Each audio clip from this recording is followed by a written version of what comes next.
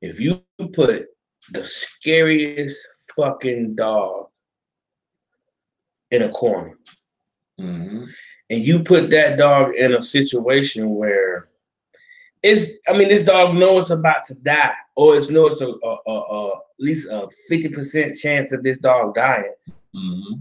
This dog gonna come out fighting, biting, doing everything it can to live. Yep. So if you take people that are far away from their homeland, y'all don't speak the same language, but one thing they know is the evil that you do, regardless. You mean to tell me these people are just gonna obey and not fight when they know they're gonna die? If you pick cotton, no matter what, you're gonna die. You know what I'm saying? So you mean to tell me that these people just laid down like this? You know, and if they did, why would I want to study that when I feel like a lot of these people were warriors and I mean, we talking about skilled warriors. So I know there had to be a lot of stories that they're not going to mention. You know, I mean, it has to be because there ain't no way, man. Well, if you look at it like this, right? And by the way, it's Brother Otep in the building. You know what I'm saying, yo? Got the lyrical. You know what I'm saying? We back up in the building, the place to be. You know what I'm saying, yo? Hit like, hit like, hit like. You hear me? Subscribe, tell your fans to come through. You know what I'm saying, yo? Yo, the queen, she, you know what I'm saying, she not in the mood right now. She kind of feeling ill under the weather type stuff and the whole nine. So, you know, it's the brothers dialoguing right now. And yeah, it's an open discussion, man. We just, you know, just kind of throwing some different topics out there and whatnot, you know, but yeah, just something open. You dig. So, and the crazy thing about that scenario on how the slave trade, how they was doing it, you see, they, like you said, they made it look like it was the weak and the submissive that it was taking, but come to find out, it was the warriors, the skilled trade builders, the stonemasons, the carpenters, you know what I'm saying, that it was taking, the agriculturists, that they were taking, the farmers, all of that stuff that they were extracting from out of Africa that knew how to cultivate and build some shit, you know what I'm saying, and brought them over here. These wasn't weak people, but the way how they want to foretell the history, like they were weak people, because if so be the case, then for those people that were leading the rebellion, they wouldn't have all that courage and all that might to fight back, whether on ocean through the Middle Passage or when they got here on the land and the soil. They would have been fighting back the way how they was fighting back. I mean, these people knew how to use swords and shit. You know what I'm saying? They knew how to use guns, you know, and all of that. So obviously they had some type of education on that particular, in that particular realm. And also, how in the hell could they have? If you look at the way they had the diagram laid out of how these people was on the boat. Okay. Now think about this. If you sit in a car, let alone for what, we're going to say about you going out of town, maybe 3 to 4 hours or a longer trip, because you know, your profession, you drive long hours. Yep. So think about it now. You sitting down now, not laying down in chains, you sitting down, and every couple of hours you're going to have to get out or stretch or something at some point in time. You mean tell me these people was on this boat for days laying like that? Man, ain't no way they would have been in shape, any type of shape. And think about it, pissing and shitting and everything else, sick, getting sick from the crew members. You know what I'm saying? Even from the women that they was raping, these women getting sick, passing it on. That shit. The rate of disease would have spread it so fast in those conditions that damn near 50% of their slaves would have died if they didn't die. You know what I'm saying? But the way these people had to at least walk around some, because there's no way they could have been in chains, like basically stacked up in there like that and survived. True. The crew member themselves would have been infected. But you know what? It's a crazy thing that you said that, because when Odielo Equiano actually broke down the information, they was talking about like damn near 20 to 30% of them were dying. And that's a lot. And there was one dude, I forgot the name, and this is what jump-started the British with the situation of trying to end the slave trade, import-export situation. because it was one dude. He fucked around and he was on ocean for too long, right? And he knew he had an insurance policy on the slaves. So what he did was he called his crew members up, and he told the crew members like straight up, yo, we're gonna have to get rid of like 150 people. And they was like, why? Because we can gain money because they already dying already as it is. Let's go ahead and make it look like, you know what I'm saying? Yo, like some of them already died, but you know what I'm saying on a situation. But let's go ahead and take the ones that haven't died yet and just throw them overseas in the ocean. You feel what I'm saying, yo? He was over there by Jamaica. This all happened out of the ports of Jamaica and shit. You feel what I'm saying? In the whole nine. So when England found out about it, because I forgot who it was somebody that snitched on him. And when it got back to Britain, they brought him to court, and he tried to lie like, "No, I ain't do that. They was sick. I lost people out there. Them slaves was slick. We lost them. I mean, we didn't do nothing wrong to them. They died of natural causes. You know, the elements of the earth or whatever in the whole nine. Come to find out, they was like, bitch, stop lying to us. We got the pamphlet and we got all the information and the documentation right here. You was throwing motherfuckers overseas. Right. You know what I'm saying? Yo, you was throwing motherfuckers into the ocean and whatever in the whole nine just to get your insurance claim off of it, because the amount of people that you were bringing in, it would not supplement what you were missing based on the amount of people that passed away while they were on the way to. You know what I'm saying? Right. And then to add to that, I've heard that when someone is killed by someone, there is something that this person goes through psychologically, right? You know, they say you can't stop seeing this person's face and blah, blah, blah, all the different stories that you heard, right? Mm-hmm. Now, if all this is true, but that's what they say. And I'm saying, if all this was true, yeah, then how is it that these people were able to sleep at night?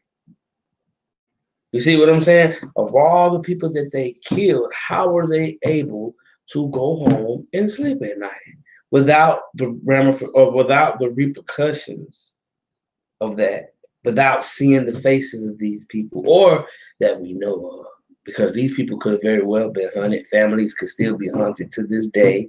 You know, we don't know, because this is stuff they're not going to speak of, and they're going to keep secrets because, you know, I'm about to stir off subject a little bit, but let's just show you how well they keep secrets.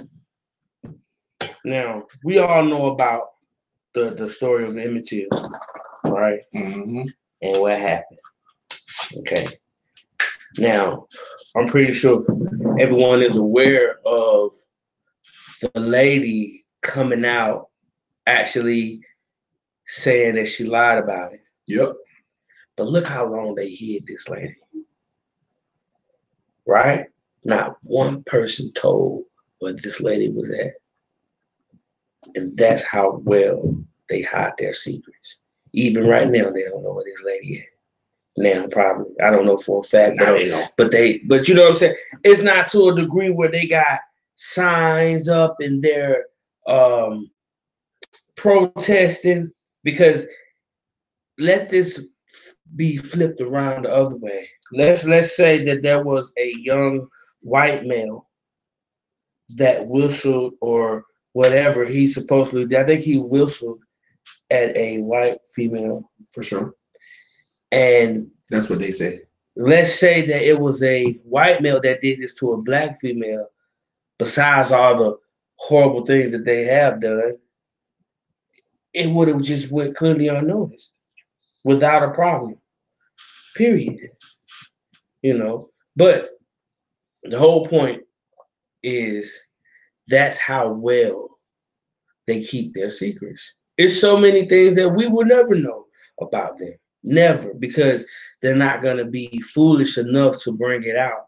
And that's something that we, in my opinion, as a race should actually do. You know, there's a lot of things that go on within our race that we should keep within our race. Like, we should make it public. It shouldn't be publicly known, because some things are meant to stay within. You know what I'm saying? Hidden.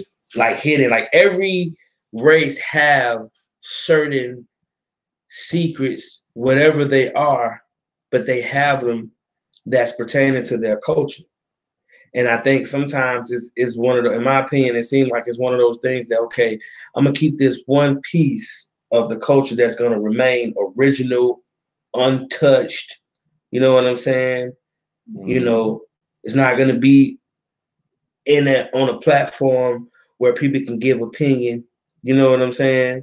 Mm-hmm. It's not gonna be under attack or anything of that nature. You know, these are some of the things that we need to do. Some of our practices that we do. We need a lot of the discussions that we have about making progress. Okay. A lot of those things, when you're speaking of the inner workings, need to be only discussed amongst the community and the elders, I believe, because when we put it out there for the mainstream, it's almost as if you saying, okay, this is my strategy. And then, you know, the opposite side is sitting back looking like, okay, this is their strategy. So I need to figure out a way to combat this, whether it's changing certain laws, you know what I'm saying, or doing whatever they got to do to make sure we can't get over that hump or whatever, so to speak, you know. So, but if they don't know, and we operate in silence, then by the time they figure out what's going on, we already to the next level. You know, they can't stop it. But until we do that, you know what? One thing that'll definitely stop it, like it has always been, is you're gonna have those infiltrators, though. Those Uncle Tom, those what they say coon ass motherfuckers, you know, simply because certain people, I don't know what it is about certain people within our race, but they just seem to want to be on that side that rather not see us prosper. And it's on the level where it's like, look, as long as I got me, fuck them. Yeah, that's that bullshit, you know. I mean, you saying some shit that actually do make sense, and then when it all boils down to the nutshell and the nitty gritty, you dig? I mean, think about it like this. You said that you made a straight up point about the old lady with Emmett Till, right? Mm-hmm. White people know that they're gonna stick together regardless, right? Now I'm gonna bring you through some stuff. Just let me break it down real fast, right? We're looking at the Tuskegee Airman situation. We look at World War II, right? We look at how the white man, the Caucasian, I'm gonna say the Tom Who, you know what I'm saying, for better words. Right. When he messed around and he got caught up with the Germans and the whole nine, you had black soldiers fighting with you, but the black soldiers wasn't even allowed in the mess halls to eat with y'all or even be anywhere near there unless they was washing dishes or even mopping the floors, scrubbing the floors, right? But your enemy was good enough to eat with you, but that black man that lived on the same land and soil as you do, that you traumatized for some years, for some hundreds of years. You and your ancestors couldn't even do that shit. And then when they come back home, they're being relegated to some bullshit that they didn't need to be in. You feel what I'm saying, yo? Restricted from some stuff that they should have had because they out there fighting the war with you. Because if it was good for those little white boys in Mississippi to fight the Confederate War, and a third of the teenage race or the last generation to lose and to die off like a motherfucker, and there's nothing but the older generation left there. And Mississippi didn't have no young niggas like out there like that, no young white Caucasian tomboos like that or whatever, the whole nine. Then it should have been good for the gander. That's right. Because if it's good for the goose, it's good for the gander, right? That's right. I bet that up then. So if we're looking into the whole diaspora and how they treat the economy and as well as modern day civilization too, still to this day. You got a lot of people in the Black Army. There are a lot of people in the Army, period, whether they Black or they Hispanic, Latino, whatever have you. You feel what I'm saying? Tom Who, Caucasian, they go out there, they fight the war, but then they come back, they ain't got shit. They ain't got no benefits, they ain't got nothing. But think about this though. the black man or the black woman themselves, unless they actually in the army until they hit their retirement stage, they not seeing shit. And if they do get sick or ill, it's hard as fuck to get 5% medical. It's very hard to get 5% medical. And 5% medical is just goddamn good because you could turn around and get by like damn near 1,000, whatever have you. Anybody that's out there that know about it, hit your boy up. You heard me? But other than that, we're looking at history and how they downplayed black people in the origin. Now, let's fast forward that shit up now. Now, they know that baby girl told a lie. She even admitted that she told a lie, right? She's still living. You know, but they won't give. Why? I know you know why. Tell them why. Why after all these years, she finally admitted it? I mean, shit, you gotta think about it though. Because at the end of the day, shit changed throughout a certain particular point in time, and certain particular people are no longer in control, where it can haunt her life and cause her and her family to die. You feel what I'm saying? So now she's at the freedom of speech because we're in an era now. It's a freedom of speech. You feel what I'm saying, yo? You got gay people talking, everybody talking. You feel what I'm saying? Everybody got rights. You feel what I'm saying? So boom, why not get it in while it's good? You feel what I'm saying, yo? So if baby girl coming out and she's saying, yo, yeah, he really didn't whistle at me. They killed the little young man for no reason, whatever, no whole now. But think about this though. How many white people are giving up her location? No. But how many times do you see First 48 on the streets, on the TV? All the time. How many times do you see niggas snitching on First 48? All the time. Over a fucking Red Lobster ultimate feast. You dig what I'm saying, yo? Now, the thing that killed me, shout out to Tariq Nasheed, peace, black power. You feel what I'm saying? Tariq Nasheed said some real shit. You know what I'm saying? About like 8 months ago or whatever. But Tariq Nasheed, yo, he said some real shit. I was listening to your video. You said some real stuff. The man said straight up, we're the biggest snitches in the United States, in the world. I mean, dead ass serious. If we had a black ski mask organization in the whole nine where we hooded up, ain't no faces being revealed and shit, and we got plans, we got plots, we got agendas, we patty caking, making some shit happen, about to make some shit happen. There's always 1, 10 to 20 motherfucking niggas in there that's gonna run back and turn around and say, yo, they over there doing this shit over here. They over here planning, they plotting. Yo, look out for this, look out for that. Every other race know how to keep their mouth shut. You feel what I'm saying? Look at the actual Muslimic race. Now I'm talking about the Arab type cats. You don't know what's going on in the community unless we dissect the information, or somebody from the Nation of Islam or somebody that's into the conscious community goes out there and actually dissect and go in there and actually get some journalism shit going on. Same one as Jews, Italianos, Asian. They don't talk. They keep all their dirt and their secrets, their dirty laundries to themselves. You feel what I'm saying? The black race, for some reason, I don't know, snitching became like a straight up fucking damn hobby. Fuck a hobby. It became the cliche norm. Like, yeah, I seen that nigga murk that motherfucker. I was on the corner and shit like that, but yo, they can't see me, can they? I think I know why. But, and you know what? It's crazy that you say that because, you know, in our community, it's supposed to be a no snitching policy. But I think, my opinion, okay, this is my opinion why I think they snitch now. Because niggas want the recognition. You dig what I'm saying? Niggas that snitch on themselves. It's like, in our society, it is more prevalent to be known as a killer, to be known as a nigga who hustle, to be known as a nigga who, you know, just basically whatever, or what, you know what I'm saying? That is what the ultimate goal is if you go by what the music say. Some music, because really, a lot of music, it's a lot of music out there, but they focus and put the spotlight on a certain type. You know what I'm saying? You know, it's a lot of different things that go into it, why they do it.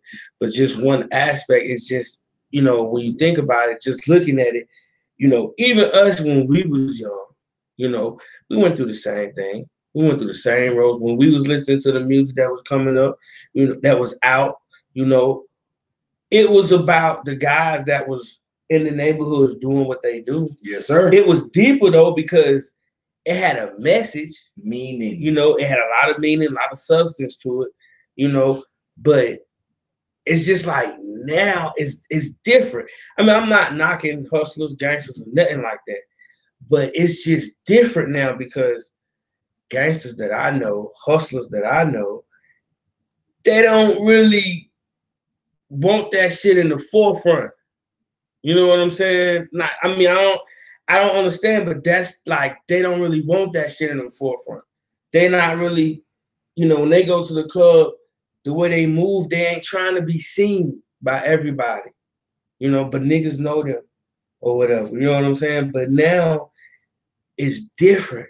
A lot of cats, you know, you kind of sit back, you see, you know what I'm saying? Niggas want to be seen. You got niggas that'll play themselves out the street just for the rep. You know, just to say you murked this dude, you're going to do life, but you want that reputation. So when you go in, you want that prestige, which is like, I think that's why niggas snitch. Niggas are snitching themselves. It's like, it's true. Niggas rap. Niggas to go do something, come back and rap about that shit. Yeah. Then you have get him, bro. Then you have niggas that probably been did that shit, right? Yeah. But they seem a little mad about it. Then they start rapping about them doing it. Yep. But the other, you know what I'm saying? And then they'll diss the other niggas, you know what I'm saying? Which is where all the bullshit comes in there. I think it's just at a level of, you know, I love the music. I love gangster music. I love all different genres of music when it comes to rap, hip hop, period. But I think just when it comes down to the culture of it, because look at it, like, I mean, look at the shit now. These niggas now, these young niggas now kill each other for no reason at all. For no reason. They can start beefing on Twitter, Facebook, Instagram, and then end up killing each other over nothing. True. And then after the niggas die, their homeboys don't even go get no get back. But everybody is screaming that they real. You know what I'm saying? They real. What really is the definition of real? Is it the fact that because you killed somebody, does that make you real? The fact that you will kill somebody, does that make you real? The fact that you rather go this route and hustle instead of work, does that make you real? Or is it kill or be killed that make you real? See, those are multiple options. Mm-hmm. See, that's like I tell people all the time. I'm saying if it's 6 million ways to die, I know you got to choose is one, right? 6 million ways to die, all you have to do is choose one. So that means if it's 6 million ways of doing every damn thing. You feel what I'm saying? It's not just one particular way or two different ways of being positive. You know what I'm saying? You're optimistic or sad or a klepto fucking maniac or bipolar or whatever have you. You feel what I'm saying? Et cetera, et cetera. Right. There's 6 million ways to die, so that means there's 6 million ways of doing everything else. So what is it? What is a real nigga? But the definition, if you think about it right now, remember what I wasn't even talking to you. I was talking to Whoa earlier today, right? And I said to Whoa, I said, yo, straight up, yo, thugged out. There ain't no such thing as thugged out nigga with bad table manners no more. Why? Because that's a cliche. That's a norm. You know what I'm saying? Back 15, 12 years ago, that was actually the shit. Everybody that smoked weed. Remember back in the days in 1991, 1992, if you had a pager, you had a phone, a cell phone, you was a gangster. You sold drugs. But now, due to the fact of everybody actually having cell phones, it's not gangster. It's not gangster. So I can't sit there and say that due to the fact of a motherfucker smoking a blunt, popping pills, drinking alcohol, that they a gangster or they a thug. But most bosses they don't really get all fucked up like that. They Bosses may don't drink, but they don't get but fucked they up. don't get stupid fucked up because they mental, like the shit they have to be on mentally is different. And that's things that I just learned just from having cousins and stuff. The way they move is different. Now I do believe certain people are born for that shit. Cause I don't look at it like, okay, if a nigga hustling, selling drugs, whatever. I look at it like this. A lot of guys have to do it because of how they beginning come. A lot of guys come from very humble beginnings. And a lot of these guys come from the dirt. You know what I'm saying? Like, for real. I'm not talking about these motherfuckers that family live in the suburbs, moms and dad, doctors and shit, and they decide to hustle. Not them. Because I remember growing up, I know some niggas that these niggas grew up in houses. Not saying, the best, but these niggas had good lives. So it's like, I don't understand where the hustling part come in, because if your life is good, then really there's no need to hustle because you have a good life. You know what I'm saying? But there was a lot of guys, especially guys I went to school with, that really grew up in great homes. But all of a sudden, by the time we get to high school, these niggas is supposed to be niggas that come from the bottom and niggas that come from the hood. But it's like, nigga, nah, you didn't come from the bottom. You actually was at the top. I mean, you know what I mean? On some shit like that. But I think that certain guys are, like I say, born because at a very young age, they know what comes along with that shit. Mm-hmm. And at a very young age, they move different. Mm-hmm. Just like, we grew up with guys that, now they that nigga, you know what I'm saying? But even then, as youngsters, like I know dudes now that rap and shit. I rap myself, but I know the way and some of the things they went through, their mind frame was different. Even when we was young, they moved different. They was farther advanced. You know what I'm saying? Mm-hmm. I don't know if it was just the pressures of life, but the way they thought, the way they moved, like I said, was different. When we was kids, we was doing shit that kids would do, but they were doing shit that, grown niggas or adults were doing. You feel what I'm saying? Mm-hmm. Moving through that shit though. Yeah. As we gradually grew up and got to that, you know what I'm saying? Mm-hmm. But we knew when to fall back. As opposed to when it was time for them to fall back, they went forward. As opposed, like, it's you too, you went in, you know that thing, you know what I'm saying? I mean, me too. I've done my share of dirt too, you know what I'm saying? But everybody did. But I can truly say I didn't go as deep as others. You feel what I'm saying? But some niggas are just born. I'm talking about on the level of, if it's, everybody knows it's killed to be killed when you go outside. But we talking about on a level of nigga problems every day, drama every day, niggas riding up on you. You riding up on niggas, it ain't nothing. It's like a form of ignorance, but it's not. Mm-hmm. Because most of the times, you're not even looking for it. You're not. Mm-hmm. Most of the times you're not looking for it. Most of the time it come to you. And then sometimes you might be able to escape the bullshit.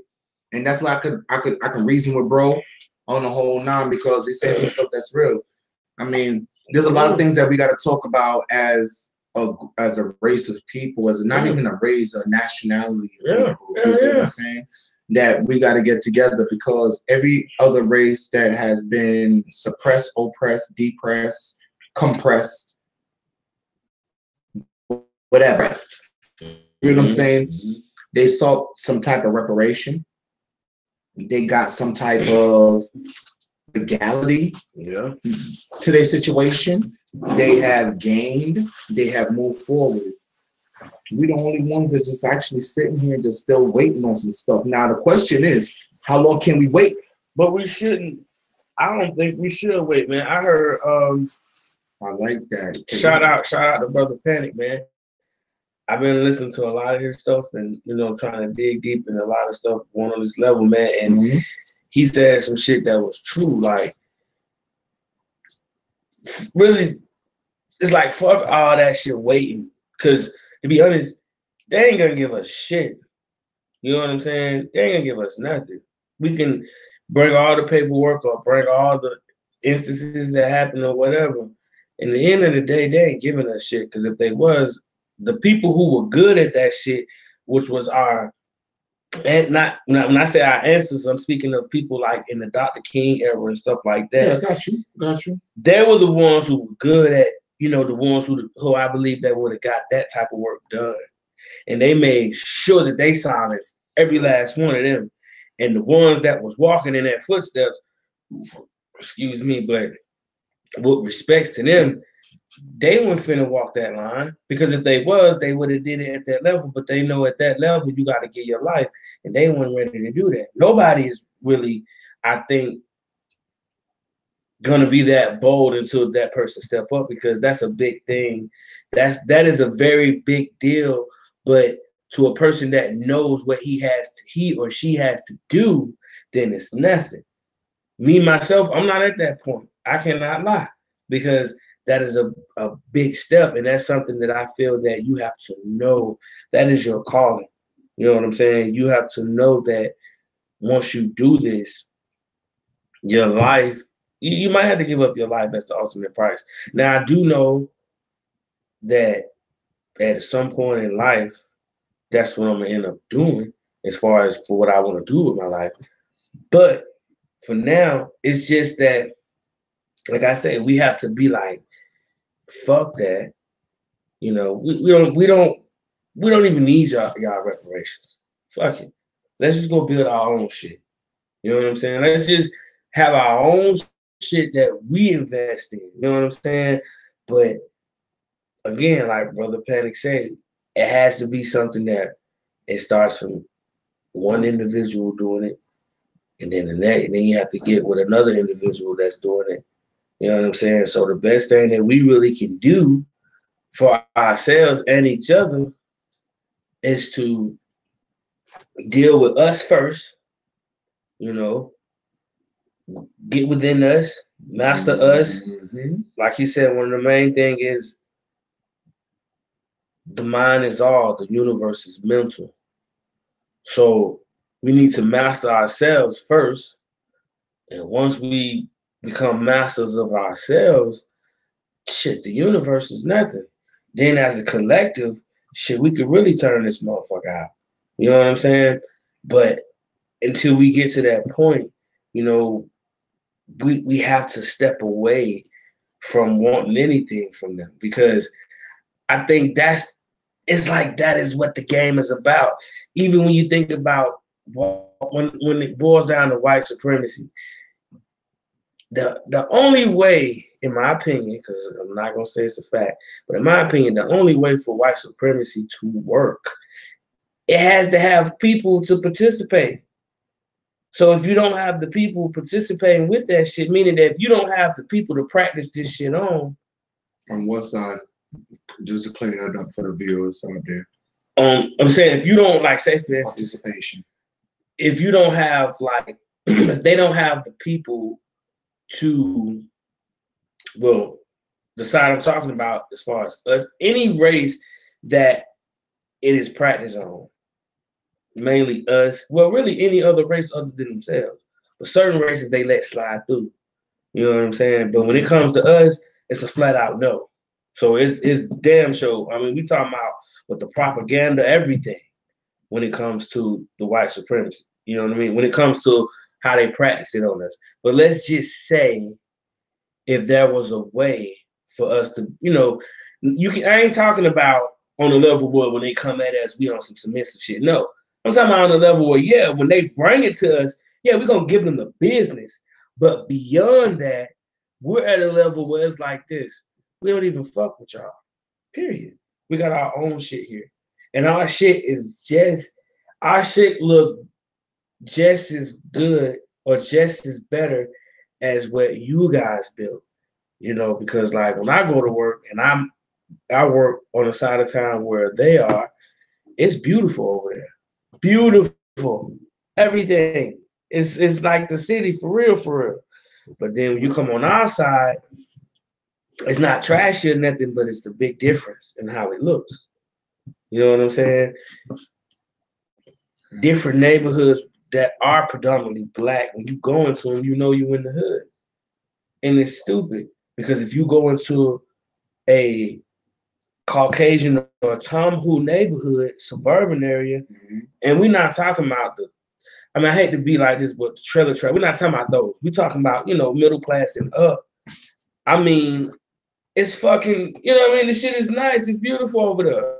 Keeping it 100, it's beautiful over there. You can be honest. You know what I'm saying? It's a place where you would like to move, but it should be like that everywhere you go. Everywhere we go, especially in our neighborhoods. But it's like really, niggas really chop the neighbor off and just keep the hood. You know what I'm saying? Because that's mostly where it comes from, man. It's like, damn. When you go in the hood, you guarantee two things you guaranteed to see in the hood: a fucking funeral home and a fucking liquor store in close proximity of each other. Oh look, you can't forget about the in-between motherfuckers, which are the drug dealers. And nowadays, the new rappers became the drug lords to push the drug dealers on the commodity or the commercial shit that they have. Mm-hmm. Feel me? So, okay. So now what Broski looking at y'all and telling y'all on a whole large scale is that there's a lot of work that we got to do as people. And it's about that time. In the meantime, between time, we got to get there. Yeah, man. Now, y'all know I be on my other shit. But, I'm on my laid-back shit right now. You know what I mean, yo? But there's a lot of things that I want to say. I'm going to give my review later on. Shout out to Broski, Sonetta Studios. Yeah. Oh, yeah. Handle your business. Black Power. Hey, let me tell you something, man. I appreciate you for putting me on Sonetta, man. Yo, by far, one of the best. The best out there doing this shit, because this dude gives so many people a platform. Unbiased, man. Unbiased. Give from all when it comes to just speaking about just different information, spirituality, cosmology, historical stuff. Man, this man gives it to you from all angles. Different people that know their shit. Shouts out to Dr. Ali, Shaka Amos. Definitely one of the best. Man, I'm talking about hands down, Brother Jabari. All day. Hands down. Divine Prospect. We got Brother Unk and the Amon Ra squad, you know what I'm saying? That be holding it down. You got the red pill and the blue pill holding it down. Bobby Hemmett, the father, hold it down. You heard what I'm saying, yo? Then you also got Phil Valentine, the other grandfather, to hold it down. Hey, that man there is legendary. You know what I mean, yo? Legendary. Then you also got other cats out there like Brother Polite that put his name down in the game. Oh, yeah. Hold it down. You know what I'm saying, yo? As far as Baba Heru, hold it down. Baba TV, hold it down. Brother Rich, hold it down. Mfudizi, hold it down. Patah Seeker, hold it down. I read that book, The Cosmic Egg. Amazing. I understand the concept of the oblivion, how it comes down and get broken down from atomic to subatomic, and man, I don't even want to go. But yeah, man. You know what though? That's the way how it goes all day, 24/7. We got to give respect when respect is due. And to one brother that most of y'all probably might not think I would give a shout out to, Tommy Sotomayor. There's a reason why I got to give a shout out to Tommy Sotomayor. I'm an old tech brother. I'm not an old tech nigga.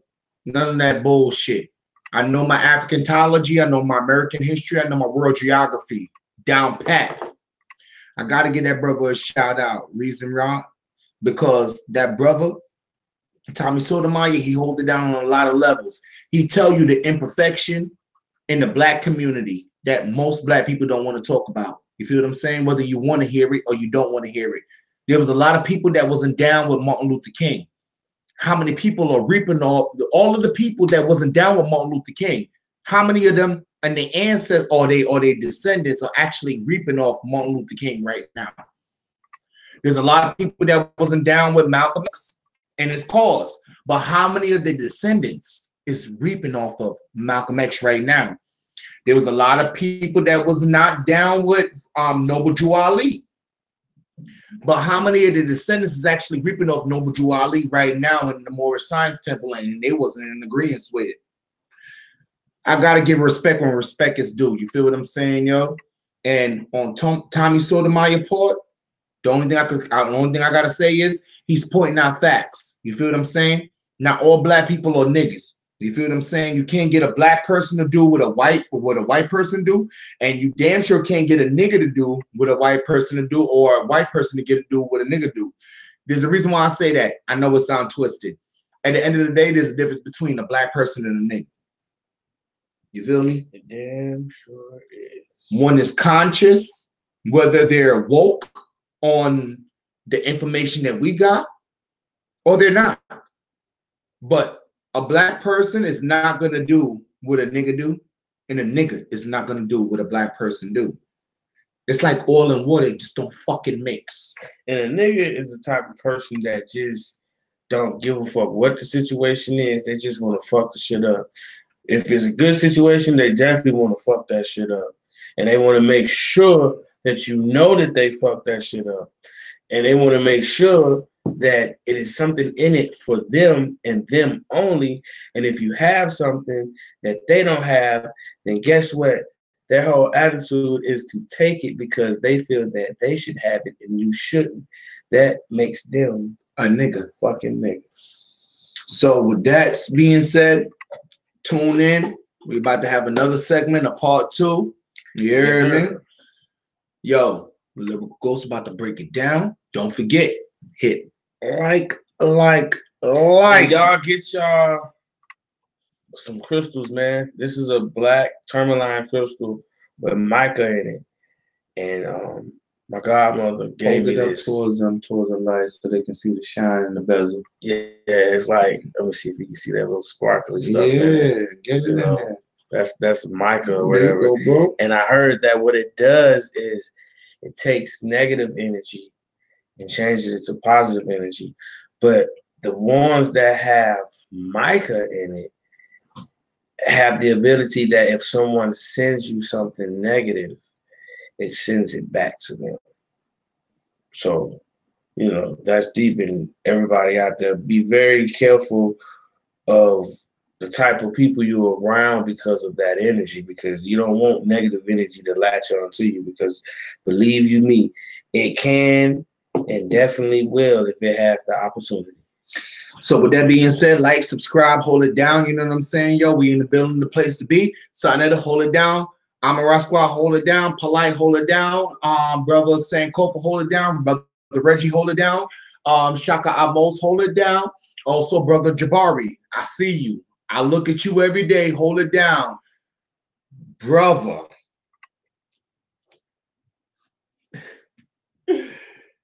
Yo, I gotta take a pause out. But red pill and blue pill, you gave me the inspiration. I had to just get my shit together for a second to get my clover line together. Hold it fucking down. I don't know. No, check it out. I was at Tassili's restaurant. She had a big event. Shouts out to the Queen Mother. She had a big spiritual healing mystic fair event, and I was over there displaying my artwork and stuff. And I had met one of the brothers, man. And at the time, I wasn't aware of what they were doing, but I knew it was something about them because when I met them, they were super humble and everything. And then, later on that day, I go get on the net, boom, see him. I'm like, damn, I told you about him. You're like, yeah, man, they been doing it. So next event, next time I see them there, Red Pill, Bull Pill. Definitely gonna chop it up with them. You my brothers in the art. You feel me? Oh yeah, no doubt. Definitely no doubt. In the art, you know what I mean? No doubt. But on the Running Kind, you know what I'm saying, yo? Shout out to Tommy Sotomayor. You know what I'm saying? Keep doing what you're doing. Don't let haters block you. Much love. You know what I'm saying? Yo, keep exposing these dirty ass niggas for who they are. You know what I'm saying? These coon ass motherfuckers. You know what I mean, yo? Shouts out to Dr. Umar. Also, one of the ones killing it because look, dude is putting it down for our children, man. And I don't care what people trying to say as far as like with the school, because my opinion on that tip is this: it takes a lot of money to run the type of school that this man is trying to run. Like straight up, this man ain't spent no money, no nothing. All his credentials are in order. He went to court, beat it. They had nothing on him at all. You know what I'm saying? The man, it's weird because they want to, from what my understanding is, charge this man for somewhat practicing psychology, saying he's a doctor, when he clarified the type of doctor that he is, which is dealing with kids. So it's what is it, clinical school psychology? I don't know if I'm saying that correctly, but he definitely clarifies that in every interview that he ever had, you know. But he also was for various different organizations, basically was in that field as well. But shouts out to this man because I don't really know a person right now who's really exposing the medical field as far as for the ADD, the ADA, what is it, ADDHD? Is that it? Yeah. How they pronounce it or whatever, but exposing a lot of this stuff for what it is as far as being about money and how teachers are not certified to deem whether a child should, you know, be on this stuff, but they have things that they send you home, you know, and want you to sign so your kids can, you know, be on these things or be in these type of special ed programs and stuff like that, you know, because before then, I didn't know much about this stuff. And a lot of stuff that I start, you know, listening to and then doing research on from learning from him, I mean, this stuff came out to be true. You know, they still have this book that this particular guy wrote who said, now think about this. This guy back in the day said that if you touched us, you would get some type of disease. It was called something that would make them turn black. Now this guy that will make you turn black, this guy wrote a fucking book on medicine. This guy has, this book still is out, still exists, and it's still being used. And he exposed this. So, you know, for me, I have to give him props on that.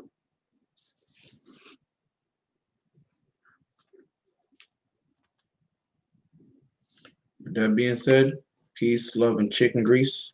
Shout out to all my fams that I just talked grits about. Grits and biscuits, bitches. You heard me? You heard what the brother said. You heard me? That's my cousin. 3,000.